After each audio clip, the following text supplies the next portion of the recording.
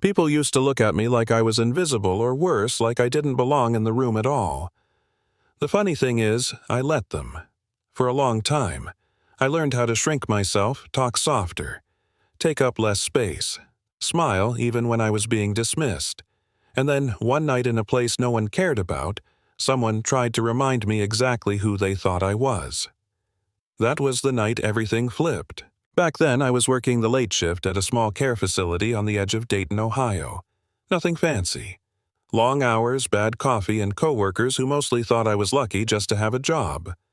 I was the quiet one. The one patients trusted, but management barely noticed. You know the type. Always reliable, never promoted. Always nice, never taken seriously. I grew up hearing that I should be grateful for whatever I got. Don't complain. Don't rock the boat. So, I didn't. I showed up early, stayed late, covered shifts no one else wanted. I told myself it was temporary, that hard work would speak for itself. Yeah, that was naive. One night after a 16-hour shift, I stopped by a rundown diner near the interstate. Greasy place, flickering lights, the kind of spot truckers and night workers go when everything else is closed.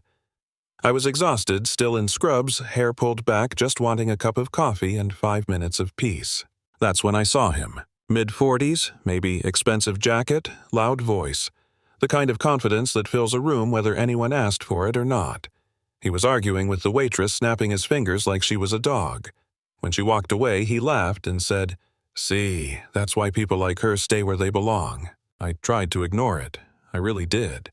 But then he looked at me head-to-toe scrubs and all and smirked. "You work here or something?" he asked. "No," I said calmly. "I work in healthcare." He laughed. "Sure you do. Let me guess, changing bedpans, wiping drool. Must be nice to feel useful." I felt that familiar heat in my chest, the one I usually swallowed down. But something about his tone, the way he said it, like my entire life could be summed up in one insult, snapped something in me. "I help people live," I said. "What do you do?" He leaned back, enjoying himself. "I make real money. The kind people like you will never touch." The waitress shot me an apologetic look. I could tell she wanted to disappear. So did I. But instead, I took a breath and said, "You might want to be careful who you look down on." He laughed again. "Or what?" I didn't answer. I paid my check and left. That should have been the end of it. But life doesn't work like that. A week later, my supervisor called me into her office. No warning. No explanation. Sitting across from her was the same man from the diner now, in a tailored suit, legs crossed, wearing that same smug smile. "This is Mr. Grant," my supervisor said. "He's a major donor and consultant for our expansion project." Grant raised his eyebrows. "Well, look at that." My stomach dropped. He didn't say anything outright. He didn't have to. Over the next month, my schedule changed. Fewer hours, worse shifts. Suddenly, I was getting written up for things no one else got called out for. When I asked why, my supervisor said, "Maybe you're just not the right fit anymore." I knew what that meant. I was being pushed out. Quietly. Legally.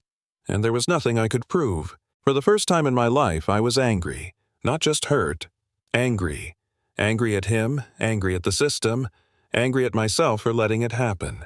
Then the phone call came. A private care agency downtown was desperate. High-profile client. Difficult family. They needed someone discreet, reliable, and available immediately. The pay was triple what I was making. I almost said no out of habit. Then I remembered Grant's voice. "People like you." I said yes. The client was an elderly woman named Eleanor Brooks. Frail, sharp-minded, and very aware of how people treated her when they thought she wasn't paying attention. On my second night, she asked me point-blank, "Why do you look like someone stepped on you and forgot to apologize?" I laughed. Then I told her everything. She listened quietly, then said, "People confuse silence with weakness. It's a costly mistake." Turns out Eleanor wasn't just wealthy. She was powerful. Old money, old connections, the kind that don't show up on LinkedIn. Over weeks we talked. She watched how I worked, how I spoke to staff, how I handled pressure. One night, she asked, "If you had the chance to speak up, really, speak up, would you?" I said yes, even surprised myself. 2 months later, she passed peacefully in her sleep. At the reading of her will, I almost didn't go. I felt like an outsider. Then the lawyer said my name. She had left me nothing flashy. No mansion. No millions. She left me her trust. And a letter. In it she wrote that she had recommended me to every board foundation and oversight committee she was part of. She wrote that character mattered more than credentials. That quiet strength deserved a microphone. 3 weeks later, Grant's name came up again. This time in a public hearing. His company was under investigation for financial misconduct tied to healthcare funding.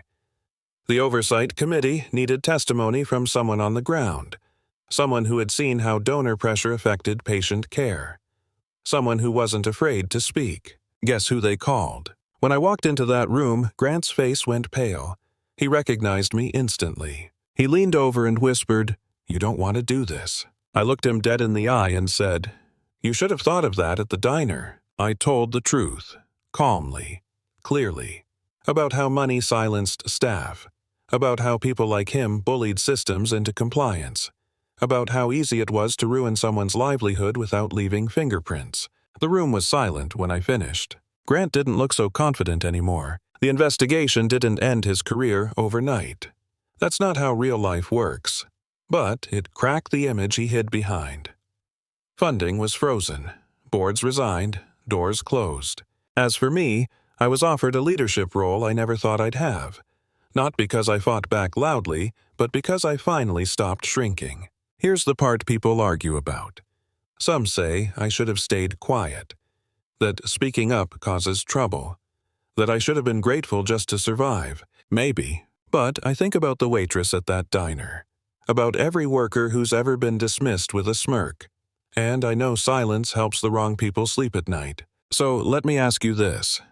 When someone shows you exactly who they think you are, do you prove them right? Or do you make them uncomfortable by becoming more than they expected? Tell me in the comments. Was I right to speak up, or should I have stayed in my place? And if you've ever been underestimated, I want to hear your story too.